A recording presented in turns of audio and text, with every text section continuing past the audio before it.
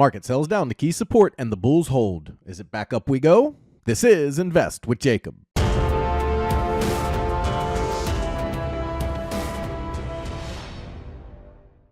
Okay, guys, so in yesterday's video, we went over the big picture. So if you're interested in that, you can check that out in yesterday's video. But we also talked about that 5270 level being strong support. And if they broke through that, we should see selling accelerate. And that's exactly what we saw as the market sold quickly down into the 5235 area before the bulls held support and bounced back. Now, the question is, do we go higher from here? I'll get into that in just 1 second. But first, if you're new here, welcome to the show, guys. My name is Jacob Gabbard, and this is Invest with Jacob, where we use Elliott Wave Theory to break down the SP 500 and the NASDAQ. I highly encourage you to hit that subscribe button down below so that you can get our daily S&P updates, our trade setups, and our buy alerts. All right, guys, with the market moving down, let's jump into the chart and take a look. Okay, guys, so here we are on the 1-hour futures chart for the S&P 500. In yesterday's video, I talked about this 5270 level and said if that broke, we would likely see accelerated selling, and we did, directly down into the 5235 area where the market bounced. I drew this black support line on my chart yesterday. Early in the day for my group, saying if they were going to stop, this is where the bulls kind of needed to hold for the day. The 21 EMA was sitting here, as well as this support on the chart. You can see here they came up and hit this area several times before breaking out in the Fed and then coming back to test this support level here. So far the bulls have held and pushed up off of that level. Now we have to decide if the bulls are getting ready to take this for our final high, or if the bears have one or more pushes in them. So as we move down here, it is feasible to count this as olive wave 4, especially since we hit the 21 moving average, exponential moving average on the daily chart. That has been strong support since October. The ES has not really gotten under that level the entire time. They spiked off of it today. So if this is going to be olive 4, we would be looking for another move higher up into that 5360 to 5400 area for the overall top in wave 5, and then we look for the market to turn over from there. If, however, they are just giving us a B leg here, which could be very feasible given that this wave 4 should be deeper and into this wave 1 territory, which is why I have this other black support line here. This is the top of wave 1 essentially. You would look for this to be an ABC down to test that 5167 level I've been talking about. If they can hold that and push higher, we would again look for that 5360 to 5400 area in wave 5. If they cannot break through, or they cannot hold this level, if they push down and break this level, this 5167 area as well, the wave 2 low becomes the real interesting point. If they can break below that, which is essentially the blue box, we would look for accelerated selling down. And as I said yesterday, I would look for the 46 to 4800 area if they break down through here, and then we'll see what we get exactly. But if they can't hold that area, then we're looking at a much bigger correction overall. So in the near term, it's really going to depend on this A wave low. The bulls are going to want to push this out of here. The bears, we'll go ahead and do the fibs here so you guys can see that. So where'd you start? Where are you going? Now the bounce, okay. 5296 would be an ideal level. You have a lot of resistance here as well. That's your 618.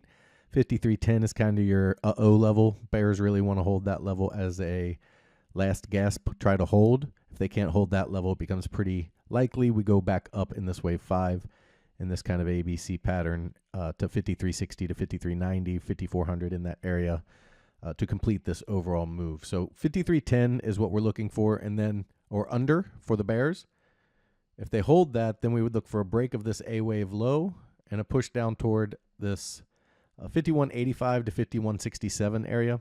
Anywhere in there, we would look for them to hold this C wave for wave 4 and then get the same push higher just from a little bit lower. So still a few levels of support for the bears to break before we start getting any kind of excitement or momentum to the downside.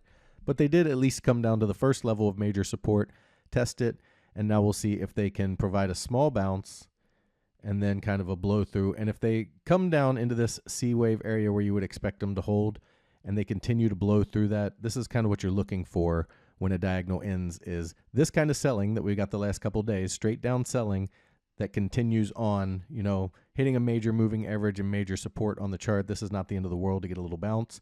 But if they come down this way, they should be able to break through these supports pretty easily.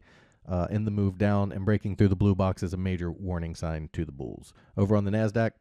Okay, so on the NASDAQ, it's been weaker in relation to the ES. It is below the 21 moving average, which I've talked about on the ES being important to hold. NQ has not held it. It's below that. It can push back up above it, but it did close below it today. And a sustained break of that will lead to more selling to the downside. Now, if they are able to rally, we'd look for this to be done in B, and we'd look for the C wave here to take us up toward the 18,850 to 19,100 area to complete this wave 5 before turning over and coming down from there.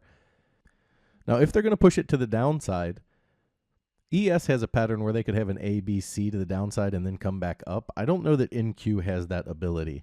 And the reason is they're so close to their support area and where they need to hold that I think an ABC would go ahead and break support and bring us down. And in that case, we would be below support, and it would be a big warning shot to the bulls, and would give us a stronger indication that a top may be in on the NASDAQ. And what we could see here is like an ABC down and then a bounce where ES goes up and gets its high, and NASDAQ comes up to this resistance level again and then turns over.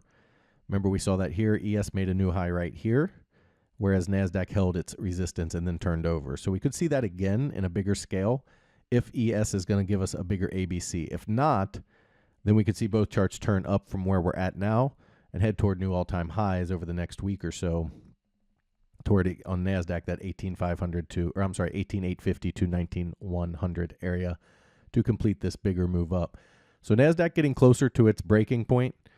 It's below its 21 EMA. It's showing more cracks in the armor. There are other signs of weakness in the market. The RTY broke major support today. It closed below its 21 EMA. Whether or not we have fully topped is still to be determined because we haven't broken key support, but you do see signs of a topping process taking place with lots of weakness around the market. So again, NASDAQ, as long as it can hold above the blue box, we can still see another high up toward that 18,850 to 19,100 below that blue box, and we look lower. Guys, if you love the information I put out in these videos and you want real-time market updates from me, you need to check out investwithjacob.com. There's a link down in the description.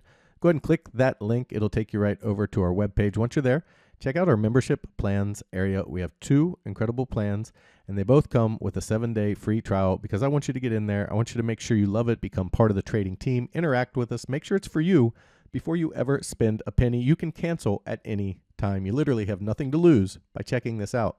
We also have our educational material. Just about done with our advanced Elliott Wave course. It will be for sale later this week. I'm going to have a big sale, a big blowout sale at the end of the week, so stay tuned for that. In this course, we go over all those complex structures, like your advanced fib levels, your diagonals, your double and triple threes, flats, triangles, all this kind of stuff that is really complicated in the market and really hard to understand. I break it down in a way that's hopefully bite-sized and understandable for you, and this really helps you understand when the market is overlapping, consolidating, complex, and hard to deal with.